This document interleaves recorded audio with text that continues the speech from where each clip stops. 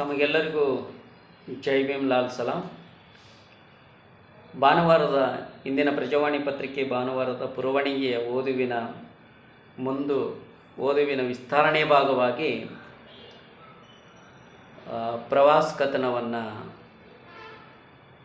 ಪ್ರವಾಸಕ್ಕೆ ಹೋಗಿ ತಮ್ಮ ಲೇಖನ ಮುಖಾಂತರ ಹಂಚಿಕೊಂಡಿರುವ ಲೇಖನದ ವಿಶ್ಲೇಷಣೆಯನ್ನು ಕುರಿತು ಓದ್ತಾ ಇದ್ದೀನಿ. ಇದನ್ನು ಓದುವಿನ ವಿಸ್ತರಣೆ ಭಾಗವಾಗಿ ಭಾನುವಾರದ ಪುರವಣಿಗೆ ವಿಸ್ತರಣೆ ಭಾಗವಾಗಿ ಗುರುಸ್ಕೊಂಡಿದ್ದೇನೆ. ಚಿತ್ರ ಮತ್ತು ಬರಹ ರಮತ್ ತರೀಕೆರೆಯವರ ಓಸ್ಲಾದಲ್ಲಿ ಪಾಂಡವ ಲೀಲೆ ಎಂಬ ಲೇಖನ, ಪ್ರವಾಸ ಕಥನ ಇದು. ಚಿತ್ರ ಬರಹ ರಮತ್ ತರೀಕೆರೆಯವರ ಓಸ್ಲಾದಲ್ಲಿ ಪಾಂಡವ ಲೀಲೆ ಅಂತೇಳಿ.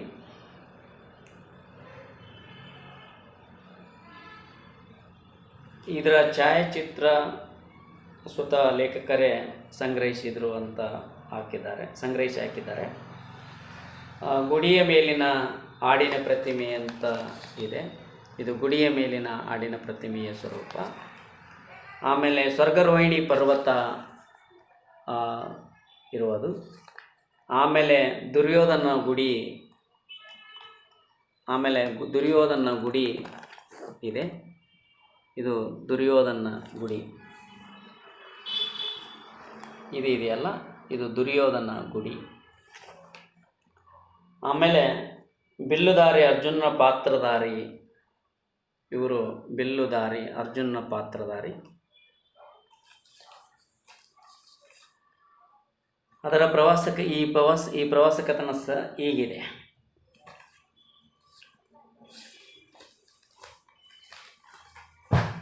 ಹಿಮಾಲಯದ ಅರ್ಕಿಧೂನ್ ಚಾರಣ ಹಾದಿಯಲ್ಲಿ ಸಿಗುವ ಭಾರತದ ಕೊನೆಯೂರು ಓಸ್ಲಾ. ಇಲ್ಲಿಂದ ಮುಂದೆ ಟಿಬೆಟ್ಟಿನ ತನಕ ಬರೀ ಹಿಮಶಿಖರಗಳು. 8500 ಅಡಿ ಎತ್ತರದಲ್ಲಿರುವ ಈ ಪ್ರಾಚೀನ ಹಳ್ಳಿ ಚಳಿಗಾಲದಲ್ಲಿ ಹಿಮದಲ್ಲಿ ಹುದುಗಿ ಹೋಗುತ್ತದೆ.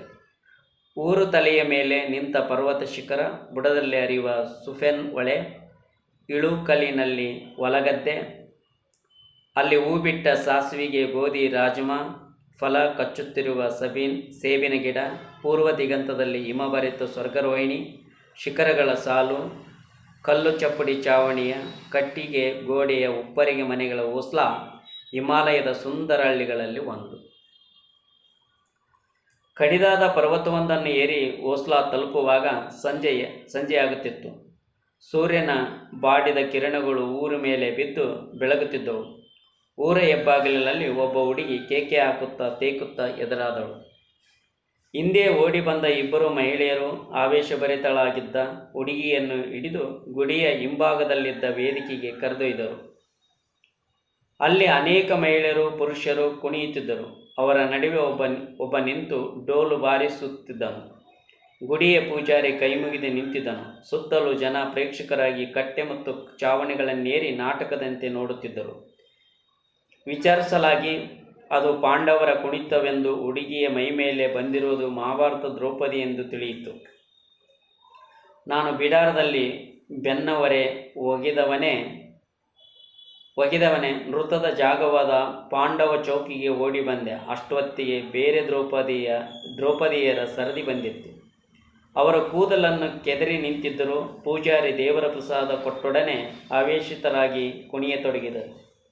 ಒಬ್ಬ ವಯಸ್ಕಳ ನೃತ್ಯವು ಅತ್ಯಂತ ಬಿರುಸಾಗಿತ್ತು. ಬಳಿಕ ಆ ದ್ರೌಪದಿಯರ ಮಧ್ಯೆ ಪೂರಿ ಪಲ್ಯ ತುಂಬಿದ ಬೋಗಣಿ ಇಡಲಾಯಿತು. ಅವರು ಕೈ ಹಚ್ಚದೆ ಮೊಣಕಾಲೂರಿ ತಿನ್ನುವುದಕ್ಕೆ ಶುರು ಮಾಡಿದರು. ಆಗ ಅವರ ಮೇಲೆ ವಧಿಸಲಾಯಿತು. ಮುಂದಿನದು ಪಾಂಡವರ ಸರದಿ. 5 ಜನ ತರುಣರು ಡೋಲುಕಾರನ ಮುಂದೆ ನಿಂತು ಪೂಜಾರಿ ಅನುಮತಿ ಕೊಟ್ಟೊಡನೆ ನರ್ತಿಸತೊಡಗಿದರು. ಅರ್ಜುನನ ಪಾತ್ರಧಾರಿಯು ಅಲಂಕರಿಸಿದ ಬಿಲ್ಲನ್ನು ತುಡುಕಿದ್ದನ್ನು, ಭೀಮನ ಪಾತ್ರಧಾರಿ ವನಿಕೆಯ ತುಂಡಿನಂಥ ಕಟ್ಟಿಗೆಯ ಗದೆ ಹಿಡಿದಿದ್ದನು. ಒಂದು ಹಂತದಲ್ಲಿ ಭೀಮನು ಅಂಗಿಯನ್ನು ಕಿತ್ತೆಸೆದು ಗದೆಯಿಂದ ಎದೆ ಮೇಲೂ ಬೆನ್ನು ಮೇಲೂ ಬಾರಿಸಿಕೊಳ್ಳತೊಡಗಿದನು. ಅವನ ತೆಳ್ಳನೆಯ ಬೆಳ್ಳನೆಯ ಉರಿಗಟ್ಟಿದ ಕಂಡವುಳ್ಳ ಶರೀರದ ಮೇಲೆ ಕಂಪನಿಯ ಬಾಸುಂಡೆ ಮೂಡಿದವು. ಹಿಮಕಲ್ಲಿನ ಮೇಲೆ ಕೆಂಬಣ್ಣದ ಕೈವಸ್ತ್ರ ಹಾಸಿದಂತೆ ಪಕ್ಕದಲ್ಲಿ ಯಜಮಾನರಿಗೆ ಕೇಳಿದೆ, ಪೆಟ್ಟಾಗುವುದಿಲ್ಲವೇ? ಯಾಕಿಲ್ಲ? ನಿಜವಾದ ಶ್ರದ್ಧೆ ಇದ್ದರೆ ನೋವಾಗದು ಎಂದು ಬದಲು ಸಿಕ್ಕಿತು.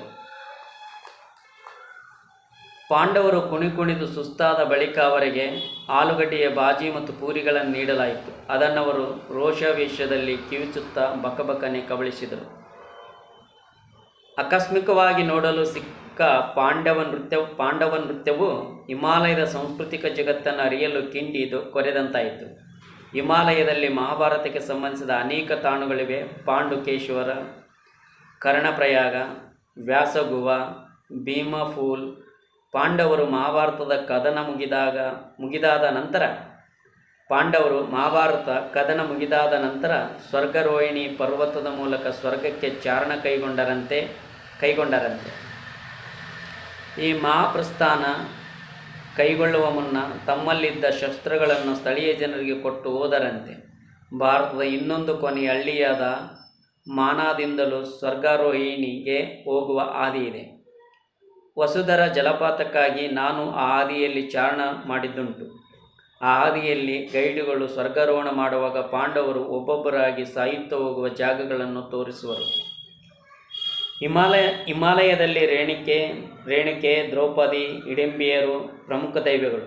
ಇವರ ಆರಾಧನೆ ಹೆಣ್ಣಿನ ಪ್ರೇಮದ ಮತ್ತು ಲೈಂಗಿಕ ಹಕ್ಕನ್ನು ಮನ್ನಿಸುವ ಭಾಗವಾಗಿ ಬಂದಿದ್ದೇನೋ. ಒಂದು ಕಾಲದಲ್ಲಿ ಹಿಮಾಲಯದಲ್ಲಿದ್ದ ತಾಯಾಳಿಕೆ ಸಮಾಜದ ಕುರು ಏನು. ಇಲ್ಲಿ ಅಣ್ಣ ತಮ್ಮಿಂದರು ಅಥವಾ ಇಬ್ಬರು ಗಂಡಸರು ಒಬ್ಬಳನ್ನು ಲಗ್ನವಾಗುವ ಪದ್ಧತಿ ಈಗ ವಿರಳವಾಗಿದೆ. ಲಡಾಖ್ನಲ್ಲಿ ಇದು ಇತ್ತೀಚಿನವರೆಗೆ ಇತ್ತು. ಬಡತನ ಮತ್ತು ಕಡಿಮೆ ಮಳೆ ಇರುವ ಪ್ರದೇಶದಲ್ಲಿ ಇರುವ ಚಿಕ್ಕ ಹಿಡುವಳೆ ಸೋದರರಲ್ಲಿ ಹಂಚು ಹೋಗಬಾರದು ಎಂಬುದು ಇದಕ್ಕೆ ಕಾರಣವೆಂದು ಮಾನವಶಾಸ್ತ್ರಜ್ಞರು ಹೇಳುವರು. ಬಹುಪತಿಗಳಿದ್ದ ಒಬ್ಬ ಮಹಿಳೆಯ ಸಂದರ್ಶನವನ್ನು ನಾನು ಟಿವಿಯಲ್ಲಿ ನೋಡಿದುಂಟು.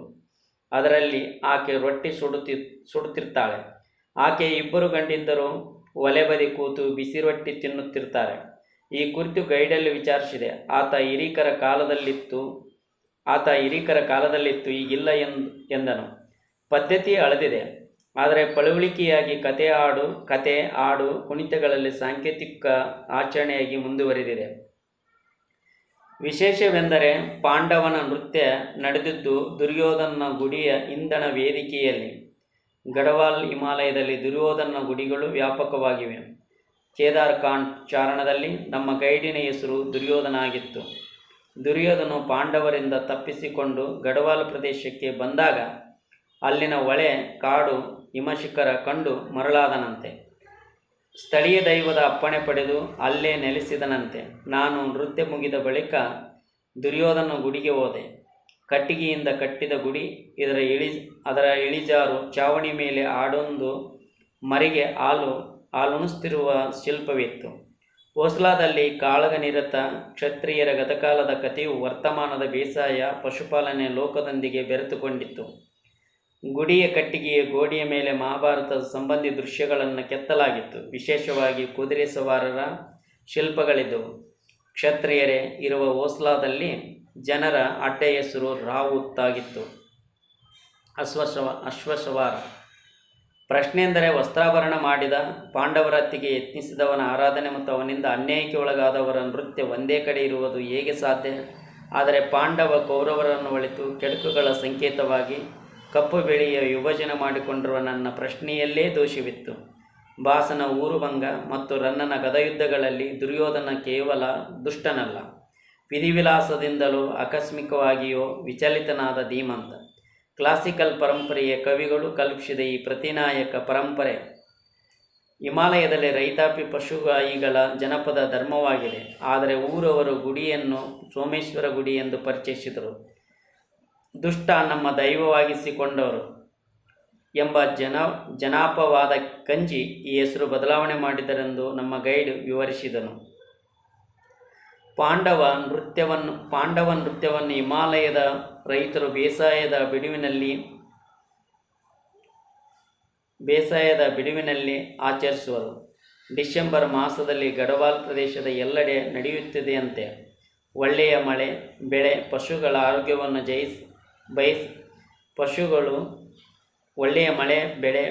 ಆರೋಗ್ಯವನ್ನು ಬಯಸಿ ಜನ ವರ್ತಿಸುವರಂತೆ.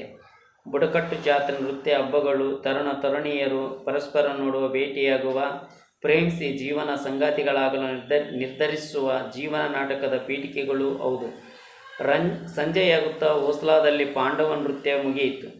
ಜನ ಕರಗತೊಡಗಿತು. ಸ್ವರ್ಗರೋಹಿಣಿಗೆ ಶಿಖರಗಳು ಹಿಮಪಾತದಿಂದ ಒಳ್ಳೆಯ ಶೂಲಗಳಂತೆ ಬೆಳಗತೊಡಗಿದವು.